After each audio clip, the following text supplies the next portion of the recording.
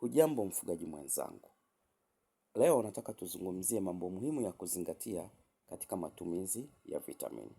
Sote tunafahamu kuwa vitamini inatumika sana hasa katika ufugaji wa kuku. Hasa tuangalie, vitamini inaweza kutolewa kwa vifaranga wa siku ya kwanza hadi ya tatu, hasa wale vifaranga ambao wameingizwa bandani, yani kutoka kwa supplier, hasa ndio unawaleta bandani kwa ajili ya kuanza kufuga. Vitamini ni ya muhimu. Lakini pia vitamini huwa tunaitoa baada ya kuwapatia kuku chanjo ili kwanza kuwapunguzia msongo wa kuhangaika na kushikwa na kubugudhiwa.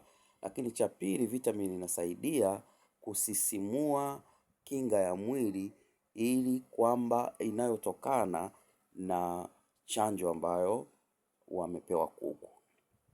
Lakini nyingine ni wakati wa joto, yani wakati wa brooding, basi vifaranga ama kuku wanapewa chanjo. Wanapewa vitamini. Pia vitamini wanaweza kupewa kuku baada ya ugonjwa, kwamba waliugua, sasa baada ya ugonjwa ama wakati wanaumwa wanapewa vitamini kwa ajili ya kuwapa hamu ya kula na pia kufanya kinga ya mwili iwe imara na hivyo kuwasaidia katika kupona. Lakini vitamini inatolewa hasa kwa kuku wenye ukuaji hafifu ama inatolewa wakati wa kubadilishia chakula. Kwa mfano, unapobadilisha chakula kutoka kwenye starter kwenda kwenye grower ama kutoka kwenye grower kwenda kwenye finisher ama kutoka kwenye grower kwenda kwenye layers, kwa mfano kwenye kuku wa mayai. Lakini kwa kuku wa nyama, matumizi ya vitamini ni matumizi karibu ya kila siku mpaka kuku anatolewa. Taarifa za wafugaji pamoja na tafiti zinaonyesha kwamba matumizi angalau ya kila siku ya vitamini katika kuku wa nyama yanaongeza ufanisi wa chakula na hivyo kumfanya kuku kukua haraka na kufikia uzito ule wa kwenda sokoni. Na ifahamike pia kwamba vitamini haina madhara yoyote kwa binadamu. Kwa hivyo mabaki ya vitamini kwenye nyama hayana madhara. Kwa hiyo inapendekezwa kwamba kuku wa nyama wanaweza kukaa katika dozi ya vitamini hadi pengine siku moja ama mbili kabla ya kuuzwa. Na hii ya mwisho ni kwa ajili tu ya kusema kupunguza gharama ile ya vitamini. Lakini vitamini ni salama hata kama ikibaki kwenye mwili wa kuku. Hasa tuangalie utoaji wa vitamini.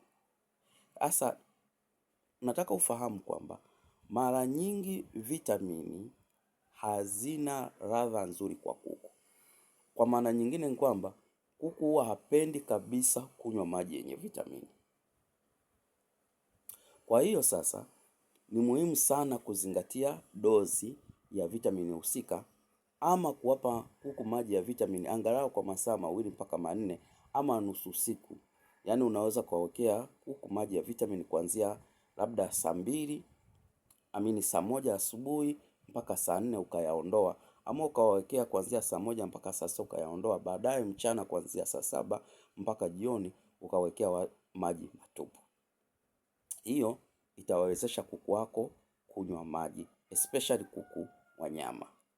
Ni muhimu sana kufanya hivyo kwa sababu kuku wasipokunywa maji watapunguza kula na hivyo inaweza ikaleta athari kwenye ukuaji wao.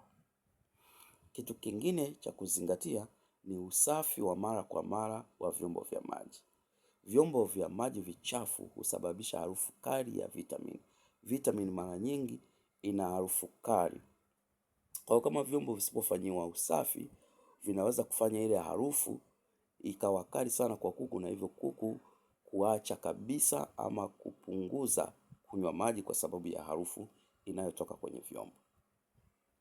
Sasa, ili kufanya njia nyingine ya kufanya maji ya vitamini yawe mazuri kwa kuku ama yawe na ladha nzuri, mosi ni kuweka maziwa ya unga.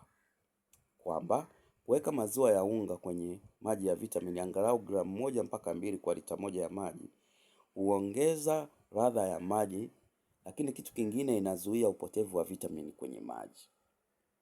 Kwa hiyo faida mojawapo kwamba unafanya maji yawe palatable, yawe mazuri kwa kuku kunywa, ladha inakuwa nzuri, lakini wakati huo huo unahifadhi vitamin visiweze kupotea katika hayo masaa ambayo kuku anakuwa anakunywa maji. Njia nyingine ya kufanya ni kuweka glucose ama sukari kwenye maji. Kwa mfano unaweza kuweka glucose ama sukari kiasi cha gramu 5 mpaka 10 katika lita moja ya maji ya vitamin. Hiyo nayo husaidia kuongeza ladha. Kwa hiyo utaona shambani kama wewe unafuga broiler, ni kufanya jitihada ya kuhakikisha kuku wako wanakula vizuri na wanakunywa maji ya kutosha. Kwa hiyo vitu kama glucose na vitamini vinapaswa viwepo shambani ili kusaidia wakati wote kuku kuweza kunywa maji na hivyo kula chakula vya kutosha na hivyo kuweza kufikia uzito unaoutaka wa kuingia sokoni. Asante sana, nikutakia ufugaji mwema. Ciao.